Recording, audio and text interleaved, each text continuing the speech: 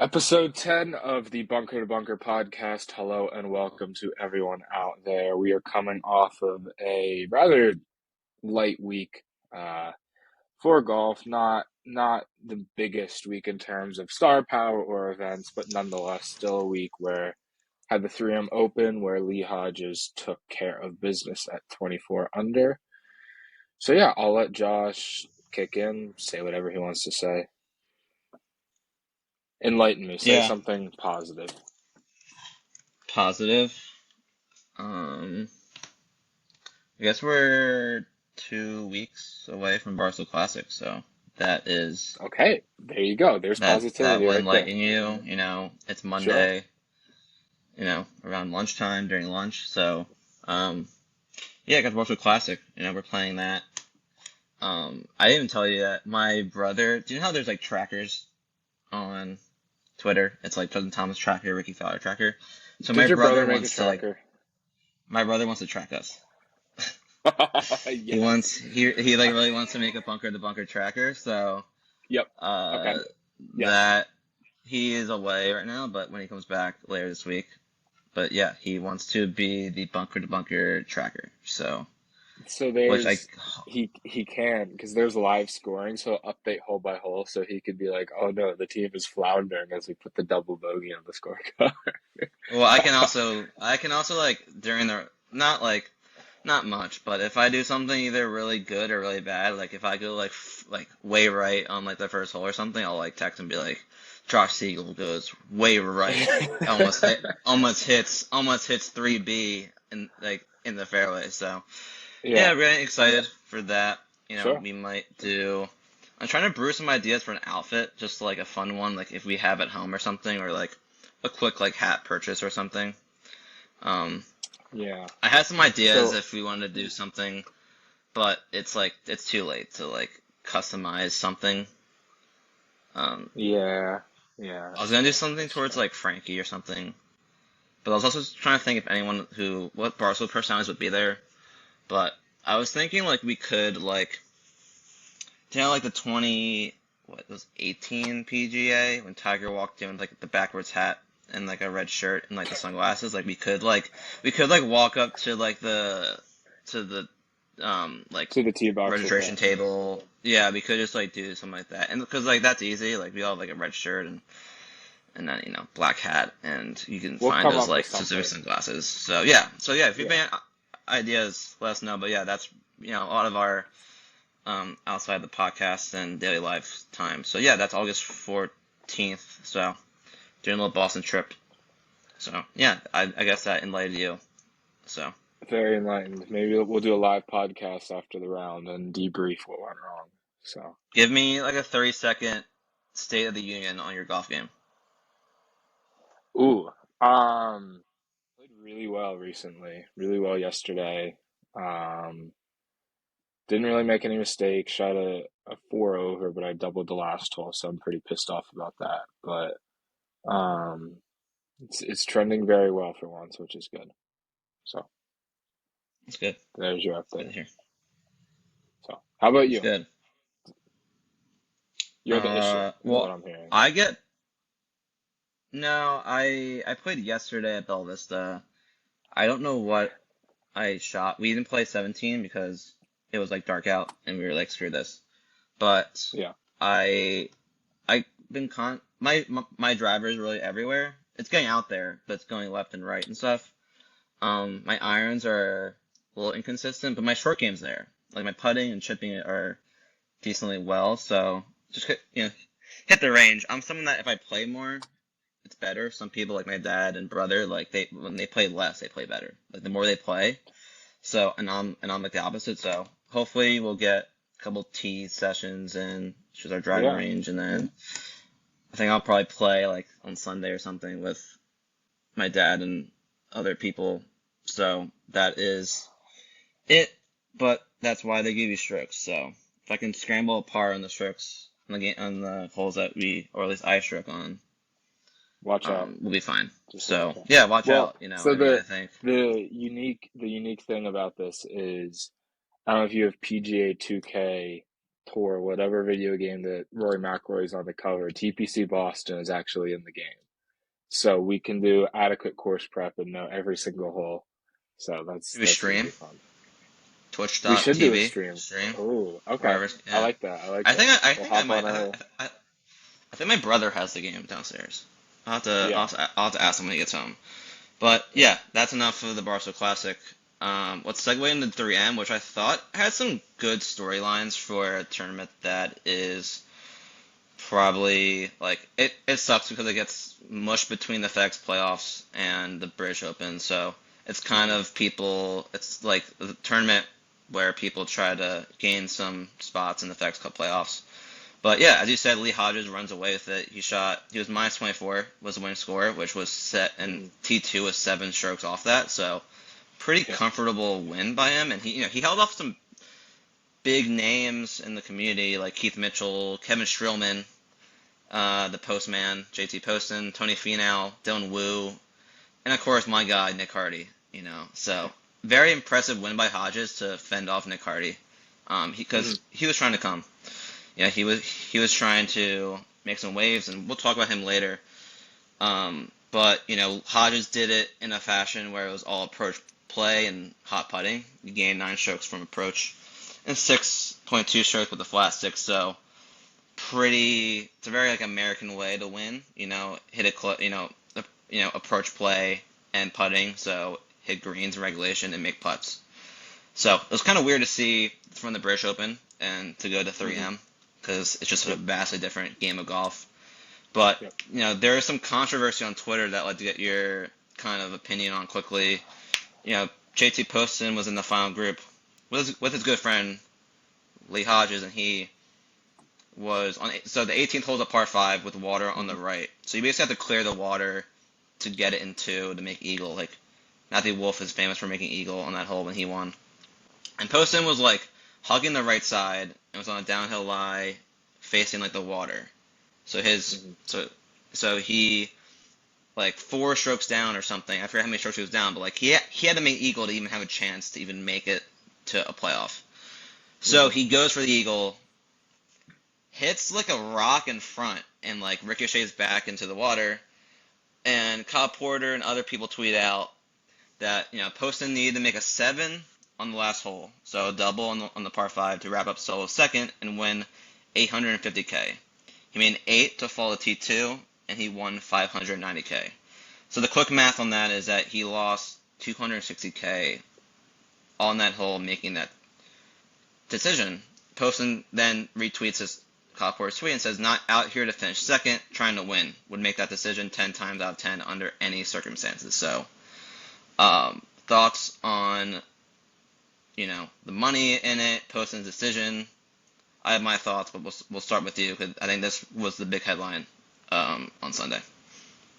I don't buy his reasoning at all. I think that he just hit a bad shot and is using that as an excuse. You also got to realize that at the time he was 3 shots back. I think that's a little bit ambitious to say that the only reason that he went for it and risked all this money was to win when you're 3 shots back.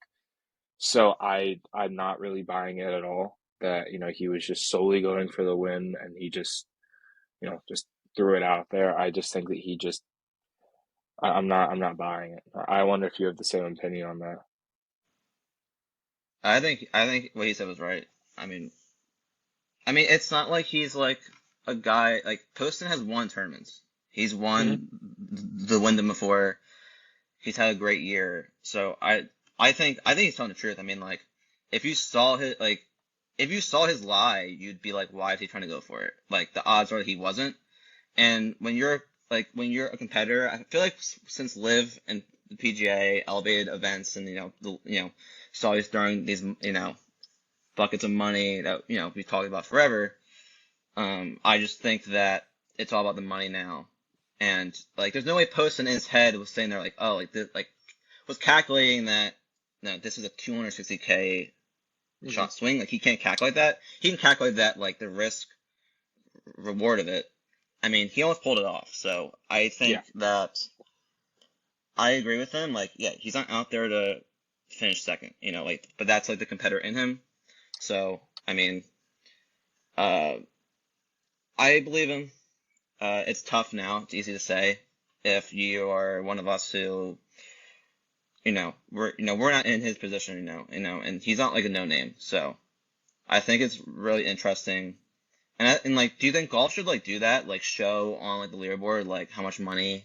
Because like people think that like they should like be shown the money, and I'm like, oh, if he makes a bogey on 18, that costs him like 160K, which I don't really think is kind of right in some ways, but I don't know if you have like any like quick thoughts on that. But That'd be cool because we're in the day and age where PGA Tour is embracing like gambling and betting and all that, so showing yeah, live odds. So that would be cool to kind of show people the ramifications of, oh, this made birdie, made him 100K, or this bogey yeah, just yeah, missed birdie. What I think that'd be cool. I think that'd be cool. yeah. I think like if they talked about it more, I think they could do something with like the odds, maybe like percentage chance or something. I'm not sure. Just throwing out Hmm. 260K on a screen is right. Um, but we saw some other interesting nuggets. I saw Bill Hosler made 8 straight birdies, Hmm. and I thought to myself, something that I will never do in my life. I Yeah, don't know if I even have two fair. birdies in a row. I don't even have an eagle or a hole in one in my name. I made an eagle in a scramble. I like holed out from That like 80 doesn't yards, count. but no, That that doesn't doesn't count. count. No, I don't count that. So, no. that was something that was like kind of funny. And Yeah. then, Tony Finau kind of came back. T7, Hmm. he's the defending champ. His best finish since winning in Mexico. And it's not really even close. His third best finish was in Farmers. So it's been a while. He got back with the flat stick, gained strokes putting. So good to see Mr. Finau in it, family man, kind Hmm. of embracing like this is his tournament. I was rooting against him. Like he went birdie, birdie, eagle. So his first 3 holes in round Hmm. one, he was shooting a perfect game. Yeah. And in my one and done pool, we were kind of saving Finau for a while because he was struggling. Like we're not going to use him at a big event. And then Cam Young finishes well at the British Open. And we're like, we kind of have to use him. We got 4 more events. And then when Finau goes birdie, birdie, eagle to start, I'm like, I'm not sure if I can come back from this, but I came back from it. So, Yeah. um, that's, I don't know if you have any thoughts on Finau and the state of his game at all. I mean, not like nothing is very important. I mean, it was obviously good. Thursday morning he was 6 under through six, so that was he reverted a little bit back after that. But yeah, it seems like players come to these lower field events necessarily, and sometimes can just really find their game, and then this could maybe propel them to a good finish for the rest of the year. So, I think the interesting part with the whole 3M Open is it was the same thing with like the John Deere. The crowds are actually really good, and like they're very good, and it's just so interesting to see. These events are kind of like afterthoughts, but there are some like the John Deere. I don't know the numbers, and this could be a crazy claim, but the John Deere could out attendance wise like a designated event. That's probably stupid in saying that, but the crowds are much more impressive than you would think, and probably are more there are more fans there than some mainstream events. So If the John Deere was a designated event, I think Trent from Barstool would have a heart attack. yeah, He's like Mr. Iowa. So yep. yeah, no, that would be cool. I mean, Hmm. I think these tournaments are where people make their name for themselves. Obviously, the John Deere has more history with, Bryson won his first time, Spieth won as a 19-year-old, I think, on like 2013. And so it's like, I think this segues in the next topic I want to talk about, but it's like, I think the PGA needs Hmm. to do a better job in promoting these events and promoting the brands of these golfers. I just, like, the average golf fan is like kind of below average to us because like we know all these Hmm. names, but like the average fan doesn't know who like JT Poston is or like that story or you know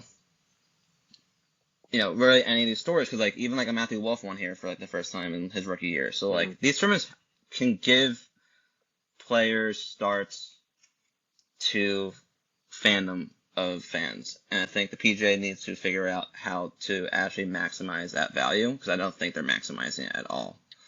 So that is something that I think they should move forward with, but they kind of may maximize a Corn Ferry event. So I'm not sure if Hmm. you caught. I'm a huge Barcelona fan. I'm not sure if you Yeah. caught anything of the live Hmm. coverage or on Twitter, but the NV5 Corn Ferry Tour event at the Glen Club in Chicago was broadcasted at Barstool. So they had like full reign to do anything that they wanted. Jake Hmm. Mars from Par My Take, Riggs from Foreplay, and Kirk Minahan, another Barstool personality, were in the booth for like 3 hours, I believe, like the last couple hours of the tournament. They had Trent and Frankie were a duo. Dan Rapport and a comedian, Francis Ellis, who works for Barstool, were out there Hmm. interviewing players, giving their analysis. I wouldn't call it golf analysis. I mean, Hmm. well, Dan Rapport gave his golf analysis, but it was more a Yeah. comedic fashion. There's a lot of like, inside jokes that they had, so I thought it was great Hmm. coverage. Cool interviews, joking Yeah. around, being serious and stuff. So there was an eventful ending, but thoughts of kind of the different clips that they had on the coverage. 'Cause I thought it was pretty cool, and I kind of roasted the tour for being not bringing these small Hmm. events to coverage, but I think this is a good start to have a big platform like Barstool, have all these personalities constantly post and stuff, and then you get share these stories, you know, on a big stage in the sports media landscape.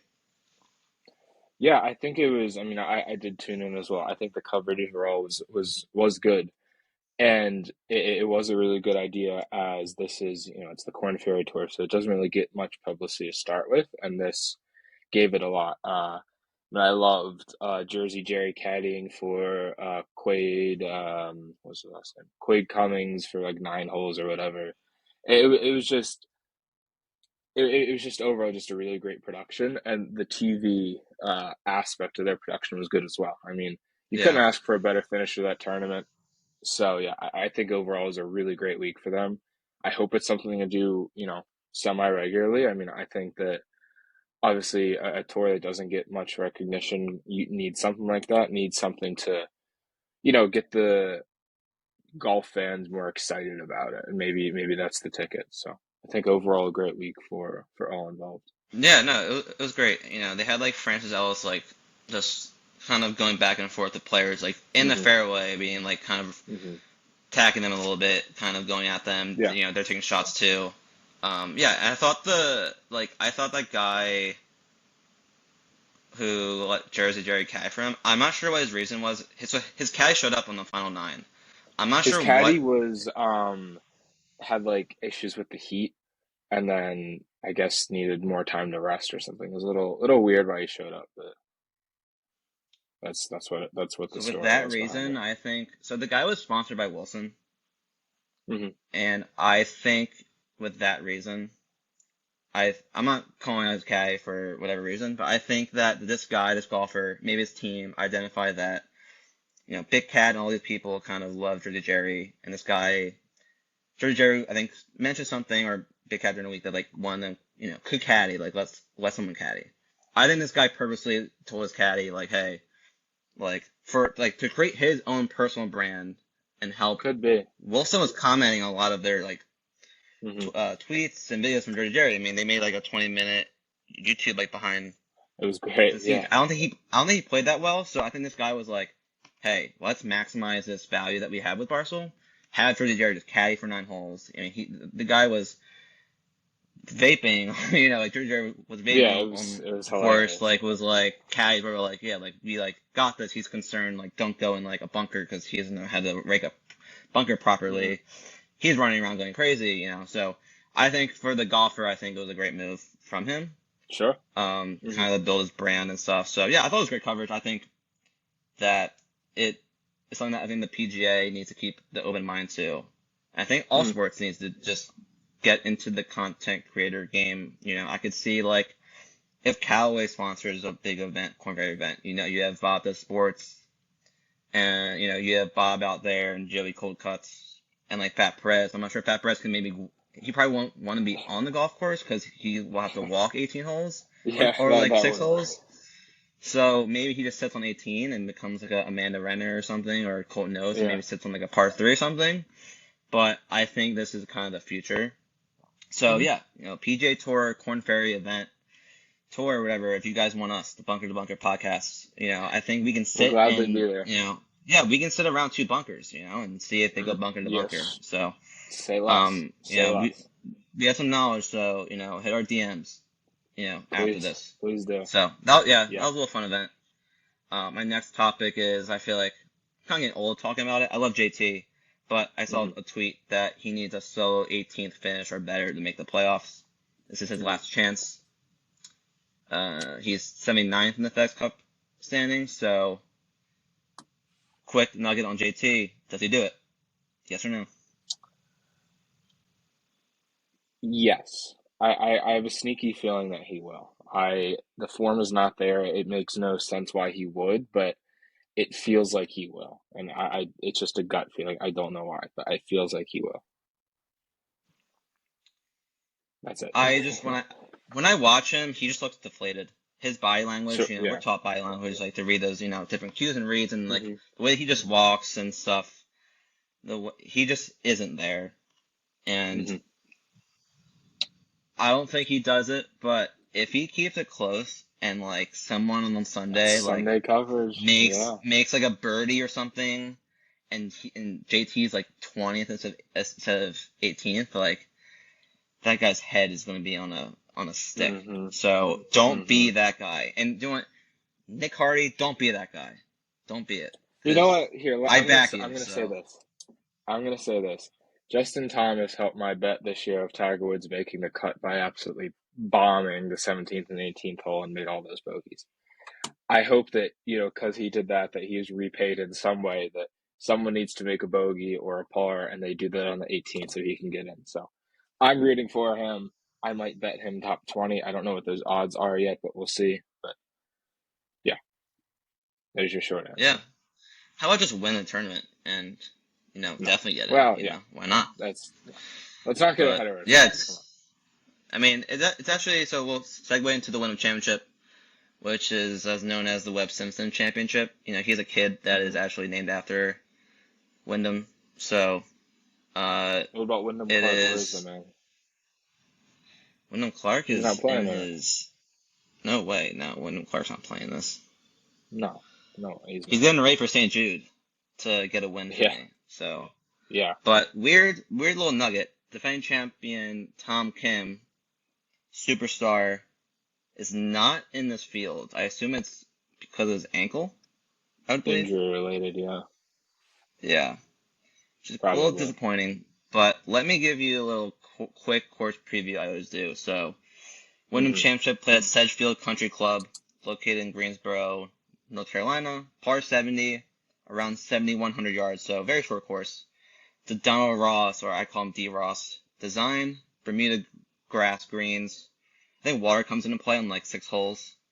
And yeah, as we just said, it's the final PGA Tour event before the Fedex Cup Playoffs. So, as we said before, Webb Simpson has a lot of great course history here. Hit it straight off the tee and make some putts. That's kind of the recipe to success here. So, Yeah. um, should we get into some of the horses for courses, as I called it? I tweeted something out this morning before I started work. I think this course has to do a lot with course fit. Some notable Hmm. names that, I said that Webb Simpson, he won here in 2011, has 9 top 10s. You know, in his 50 rounds that he's played here, he averages 2.2 strokes per round, which is up Hmm. there. It's the best of anyone that has played more than like, a couple times at this course. So, he's not really in his recent form, not in great form. He's kind of on his kind of play a couple of PJ Tour events and be a dad. So, it'll be interesting to see how popular he is. I'm sure he'll be a popular DFS play, but someone that, if you want to sprinkle a couple bucks on, but I think like the odds won't be something that's probably worth it. But who knows? It's Webb Hmm. Simpson at Wyndham. They go well together. So, it'll be interesting to see how popular he is this week. Yeah. Yeah, it's kind of these like before the Travelers became a designated event. It's like these tournaments that aren't, of the highest caliber always have like one player who's like obsessively good at them. You have Webb Simpson here, you had Bubba Watson at the Travelers. pretty sure you had Webb Simpson as well at the Heritage too. Well, It's just then there's players who like just Rory at Bay Hill is like one of the best, I think. yeah, Like shorts game definitely. wise, I think. Mhm. I think He's like Rom Jordan at Spieth at the no Masters. Cantlay at Memorial, and I think Yeah, it's just like and these then probably Rom at at just Torrey in general. Or so any place yeah. in California. Yeah. So and Max Homa for Genesis and at the Fortnite Championship. hmm Yep. Yep. So yeah, I Yep. mean, so I think this is a week that I take course history. We've been hmm playing here, I think, since '08, I think. So it's one of the longest tenured tour events. It's moved, I think, a couple of times, but its home has been here since 2008. So I think it's a fun tournament. There are Yeah. some big names. I think like Sungjae, Hideki, you got hmm Aber, the young stud. JT's in this. And then some other lower tiered names who are playing well. So, um, you know, I guess a lot of like the recent winners, Tom Kim, Kisner, Poston, Snedeker, Siwoo, Webb, Davis Love, they all don't hit it far, they hit it straight. So, And they make a lot of and birdies. That's a big thing. That's a big thing. yeah, no, it is. And Andy Lack, who's a good follow on Twitter, he said that like I think over 2/3 of the approach shot buckets, as they kind of call them, are from hmm 125 to 200. So it's more of a wedge fest type of tournament. Yeah. Yeah. So, um, how about you wanna let's deep dive into other guys I that we identified. Do you want to go in on Russell Henley? Yeah. Why not? So kind of going back to what you just said, which the with the wedge game, it is more of a wedge fest. It's not, obviously birdie fests. There's a specific style to your game that you need to be very elite in, and this week happens to be the wedges. Russell Henley drives the ball straight, not very far again, but hits it straight. But he is the definition of an elite wedge player. He is 12th on tour, between 50 and 125 yards. He is also the most accurate off the tee, so that is a perfect recipe. Hit in the center of the fairway, have 100, 125 yards in. He has three top tens in his last three starts there, so the course history is there. Yeah, he's overall just fits the mold of someone who you want to target this week. So yeah, I think he's definitely a good play. I'll hop into JT Poston as well. I know we talked about him and his struggles at the 3M Open, but a great week there. I know he finished at 17 under with after his triple. But again, another phenomenal wedge player from 75 to 100 yards out. He won in 2019, so it seems like course history coupled with strong wedge play is really who you want to target here. Great putter of the golf ball, very hot play. The only struggle is he's not the best off the tee, but that's not the biggest of concerns this week. So yeah, those are two potential sleepers for this week, definitely. Yeah, my favorite play is Si Woo shaking that ass, shaking that ass. I think he's Or the you one can in just go. No, no, you just gotta go. I'm not gonna yell because whoever listens to this, but you say C and then woo. You say it extremely loud. I don't want to well rip all the Kisner headphones also ears. well Kisner called at the President's Cup when they were shaking hands on 18th That green the like hit ugliest, none the most handsome. Yeah. no he called yeah he called Si the most handsome and then he called Sung Jae like the ugliest Okay. motherfucker out here or Yeah, yeah, something. yeah. It's like So something like that. so yeah, my favorite play this week, Siwoo. He has a course history. He won in hmm 2016, three top fives. Other than Yep. that, 12th on tour in driving accuracy. He's seventh on tour from 100 and he's seventh on tour in 100 between and 125. I can't talk right now. I'm gonna repeat that. Okay. Start All right, over. ready? Ready? So Start over. Siwoo is Okay. my favorite. Siwoo Kim. Siwoo Kim. There you go. Siwoo Kim is one of my favorite plays. He won in 2016. Three other top five finishes. 12th on tour in driving accuracy. And from 150 to 175, he's fourth on tour. And from 100 and 125 yards He's 7th on tour. Mm. So he fits the mold of the bucket of approach and wedge play that you want to succeed here. He's not known for putting, but in any of these tournaments, you just got to catch a hot putter. So I like him to Yeah. kind of continue his play and hopefully contend this week for me in my one and done pool. And It's a do you great want play. to It's a go? great play this week. Yeah, I think he's going to be popular in the one and done, so depending on Mm. how popular he is, we're kind of on the edge of the money. So, like, if you are You need a top big week. 165, if you're like top 165, like, you at least get your money back. Obviously, like, first, Mm. second, third, there's different buckets of money. So, we're like 139 right now. So, we're kind of like living on the edge. Our best, like, we were ninth at one point. So, we need to we have Hovland still, I think, for the BMW or St. Jude, and I think we're going to use Wyndham Clark. So, we'll see how popular Siwoo is, but I think he might be the play. But do you want to go into another sleeper in Cam Davis? Yeah. So he again has very strong course history. Tied 15th and then tied 22nd in the last 2 years. Um, he's 69th on tour from approach, which is pretty nice. Um, but yeah, he is a good fit overall. Um, between the comparison courses. So another comparison would be Harbour Town or RBC Heritage. Webb Simpson plays very well there. He plays very well at the Wyndham. So those are two very good course history comparisons. And Cam Davis has um, very good course history at Harbour Town. You could also throw Sawgrass in there as a comparison course as well, and he plays well there too. So overall, he's just a great fit. And when you're kind of navigating down and want to find someone who checks most of the boxes, he's definitely one of them. So Yeah, and Webb won the Players too. I forgot about that. So, correct. Yep. and a little stay away kind of play from like the matchup market is Gary Woodland. Hmm. I think he's the team no putt. The guy just cannot putt it. Like he played with JT, so I was watching him a little bit on Thursday Hmm. and Friday, and he just looks even more lost than JT with the putter, which is scary. He has two Hmm. missed cuts here, the only times he's played here, so he's kind of avoided this event. I assume he's in this to try to get into the Fedex Cup Playoffs. So I would kind of stay away from this play in like DFS or just in general in any betting market. Hmm. So if you see, Gary Woodland is like a kind of a household name in our community. He's been around a while, so I would, you might be comfortable with that name, but I think you should stay away.